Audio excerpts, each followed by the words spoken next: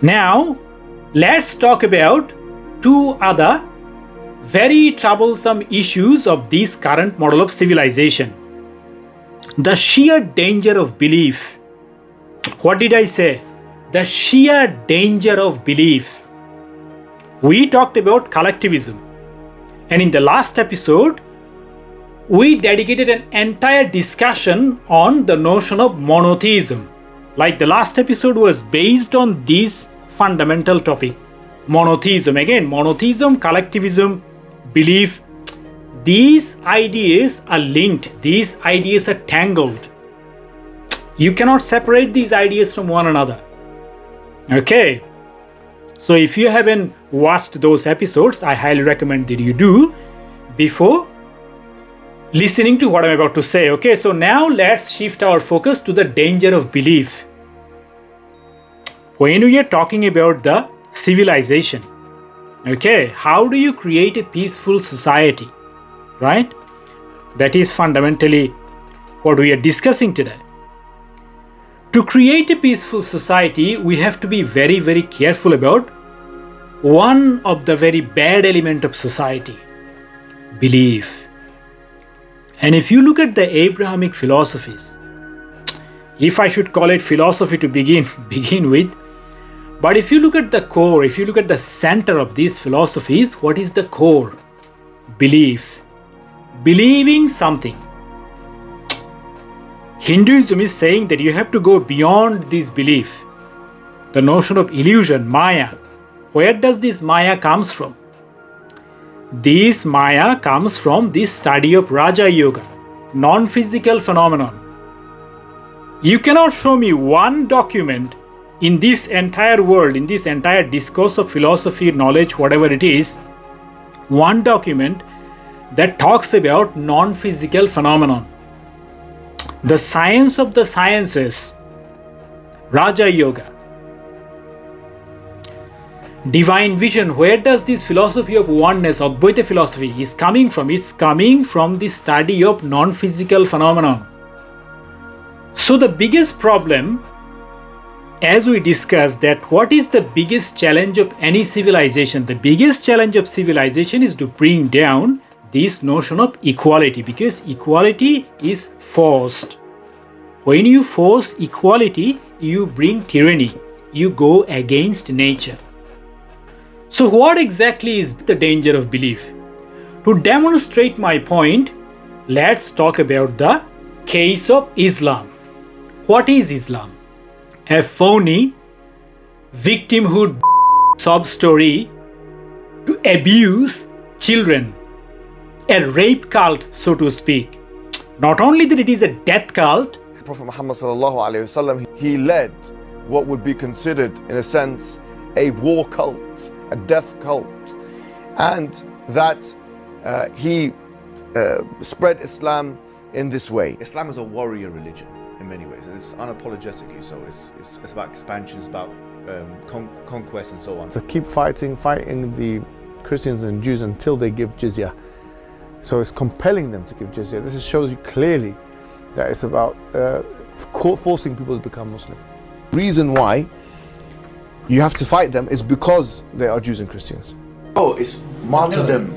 The idea of shuhada, shaheed in Islam, bro. It's the idea of shaheed is we celebrate the ones who have been killed, Who've been martyred. who've been martyred, bro. We celebrate. The concept of martyrdom, then I would consider that to be an advantage, frankly. The one who's willing to commit suicide has the initiative. but guess what else it is?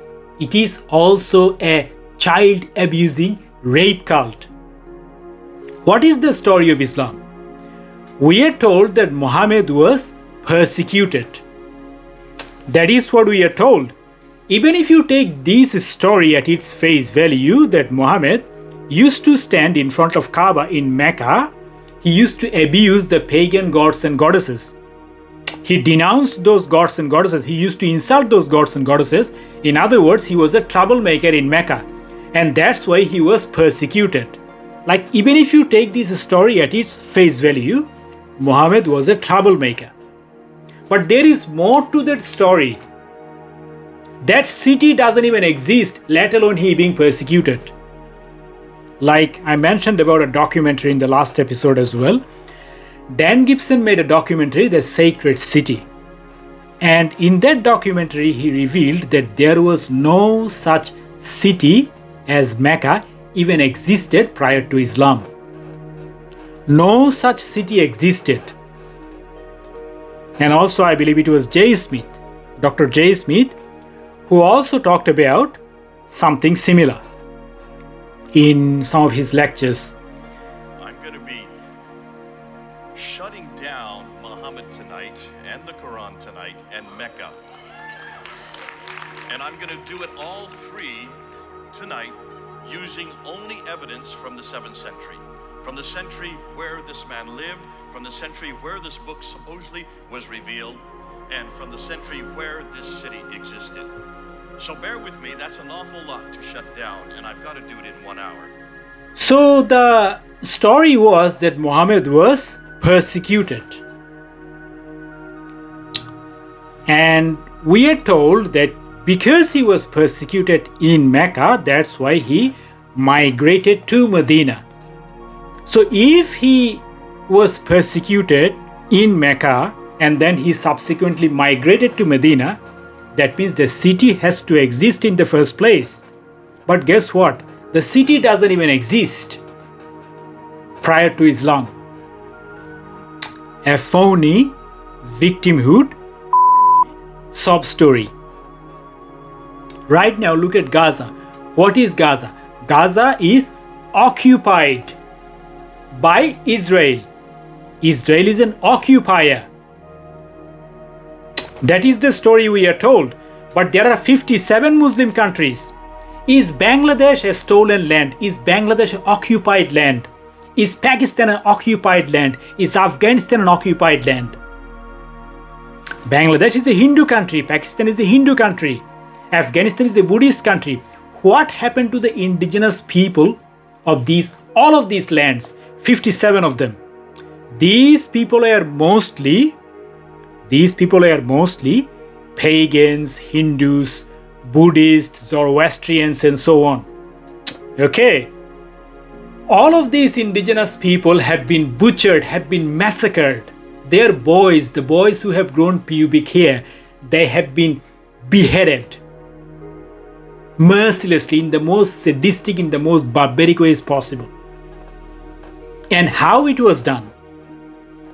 It was done with a story. A phony victimhood sob story. Babies have been bayoneted. Men have been bludgeoned to death. I am talking about just 50 years ago in 1971 in Bangladesh. Men, women and children have been burned alive. In the most sadistic, in the most barbaric ways possible, these people have been butchered, and now we are told that Israel is the occupier who are occupying Gaza, who have stolen the Palestinian land. Because Israel is occupying Gaza, that means Gaza is a stolen land, isn't it?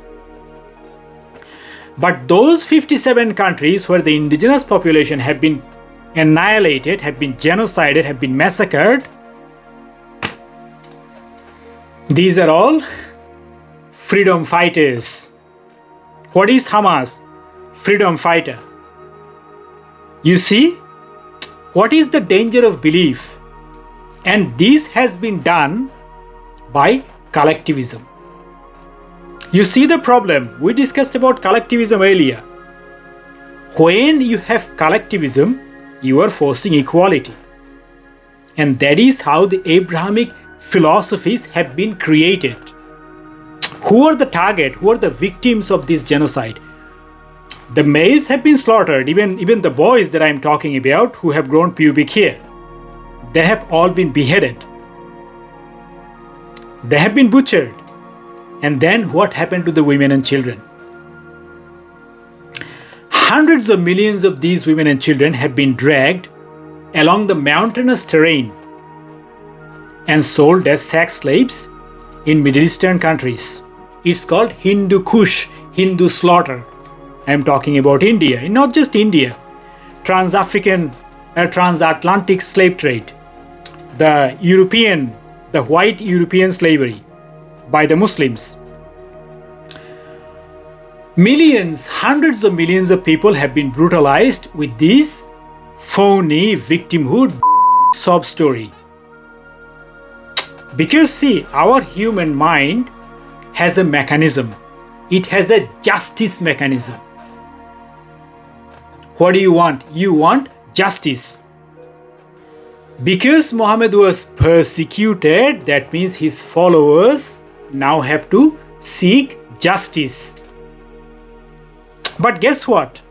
The story is complete lie. The city doesn't even exist, let alone he being persecuted. The city doesn't even exist. So a story was manufactured, a victimhood story was manufactured, and then a literature was written filled with hatred, Holy Quran, so that the followers, the believers can seek justice for the persecution of the Prophet. And you have the manual right in front of you. How are you going to seek justice? By slaughtering, butchering, murdering them the way you like. This is what is going on for the last 1400 years. And who have been victimized? Mostly women and children. Women and children, unarmed, innocent civilians, they have been the soft target of this medieval barbarism.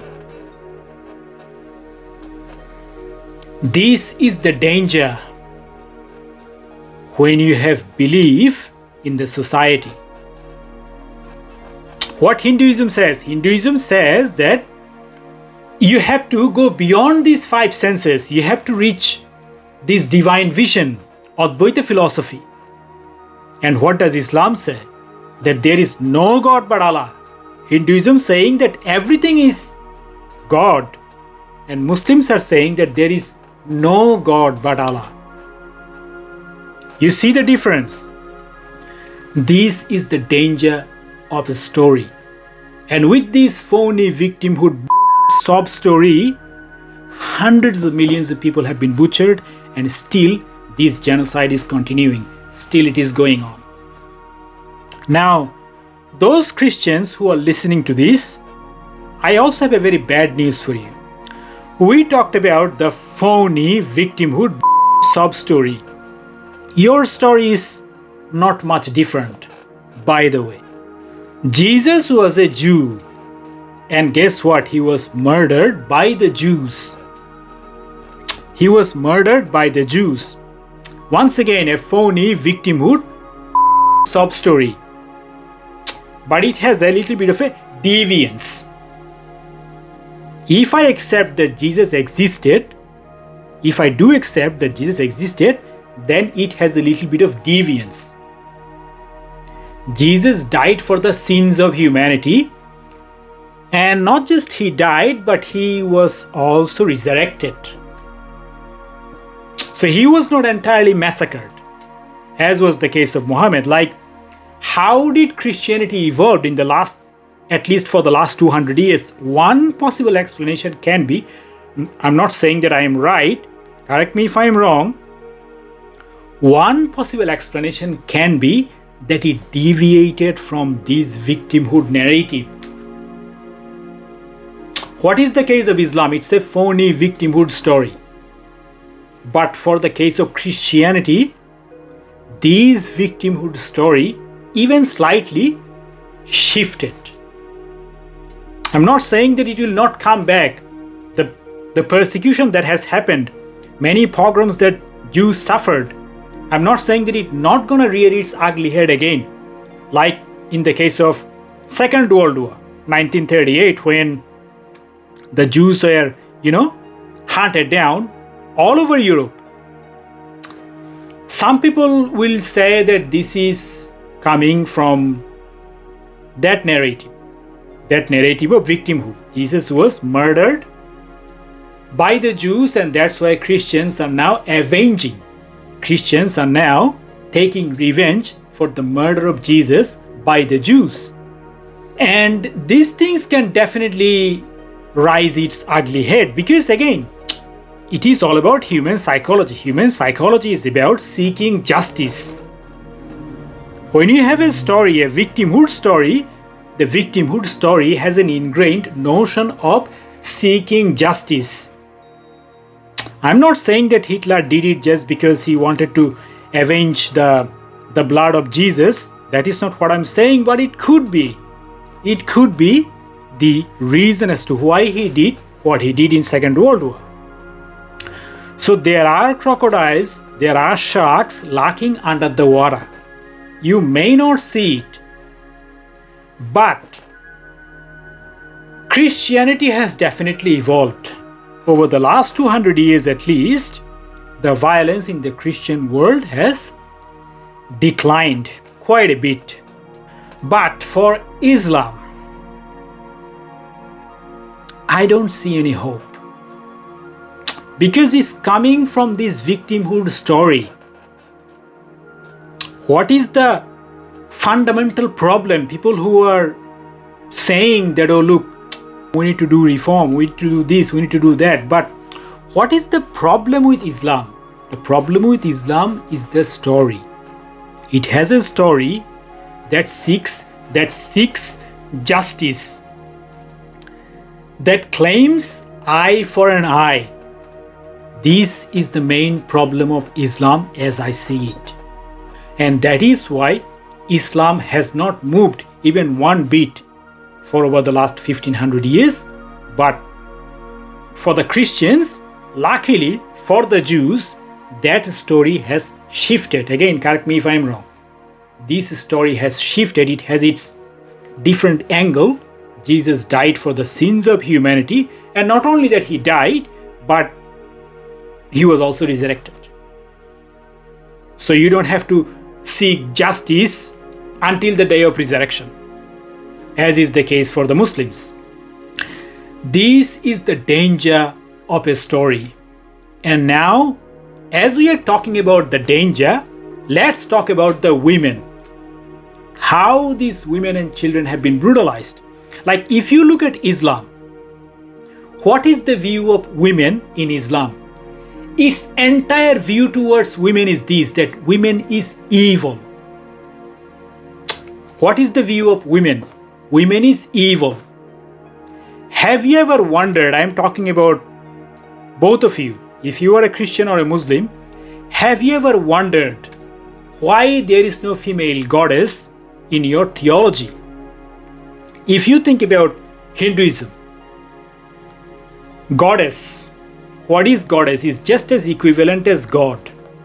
Female form, a feminine form, but it is equal, it is equivalent to the female. To the male. A female is equal to the male.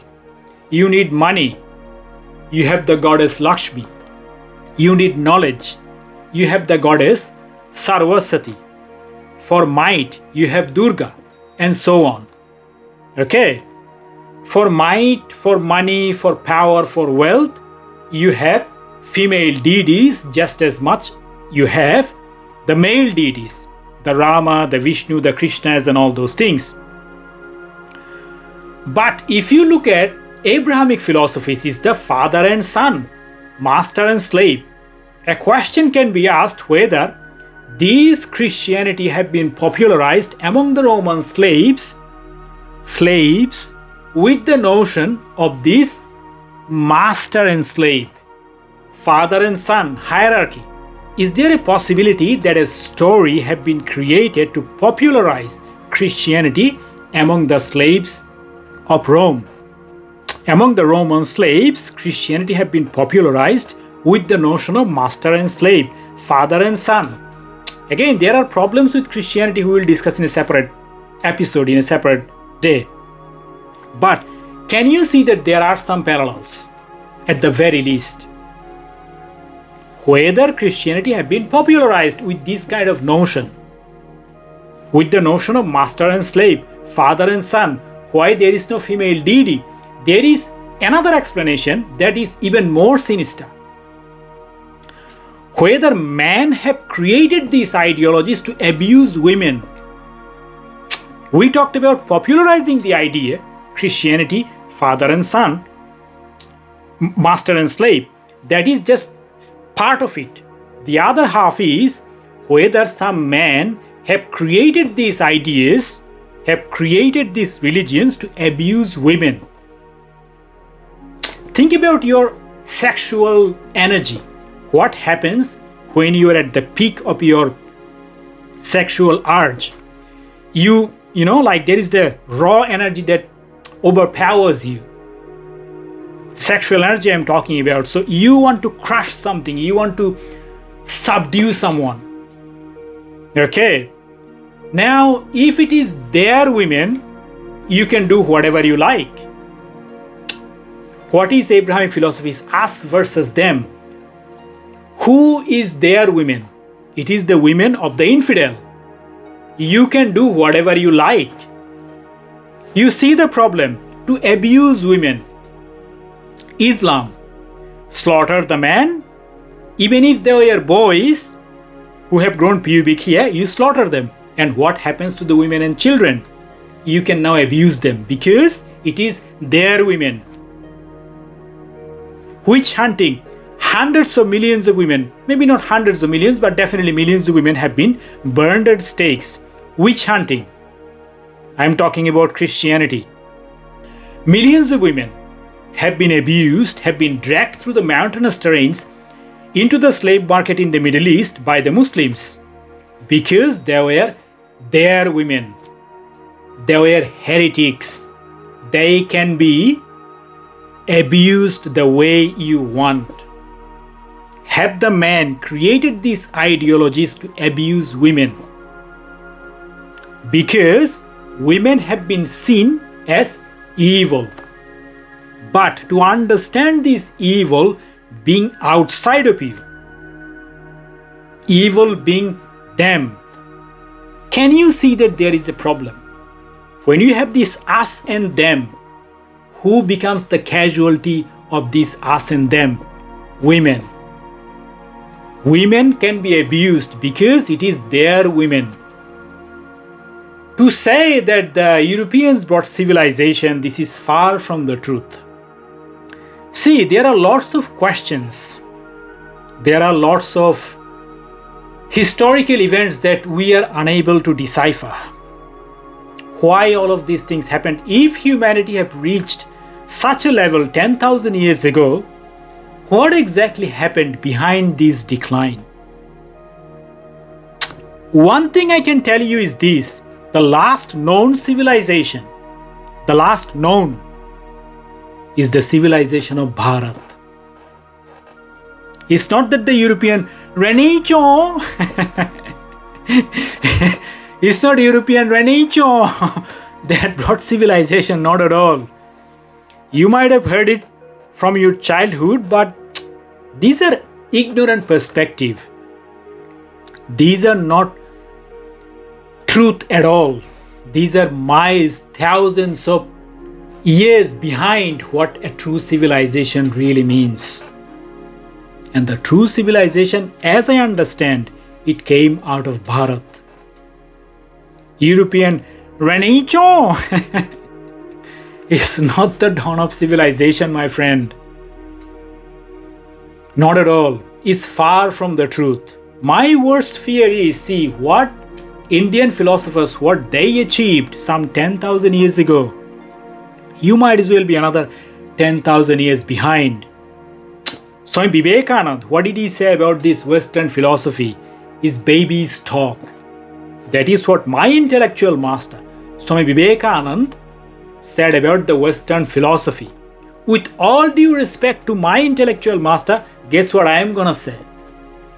Garbage. Junk. Western philosophy is nothing but junk. That's what it is. And if you are unable to swallow this fact, if you are unable to protect even the most vulnerable in the community, who is the most vulnerable? Those women and children. It is their women, it is their children. This is the very essence of evil.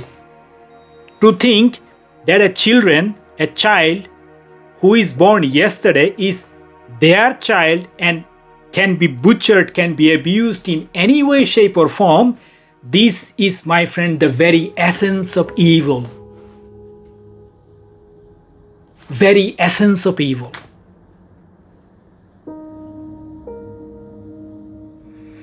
When you cannot protect your child, when you cannot protect the most vulnerable in the community, you have no business talking about civilization.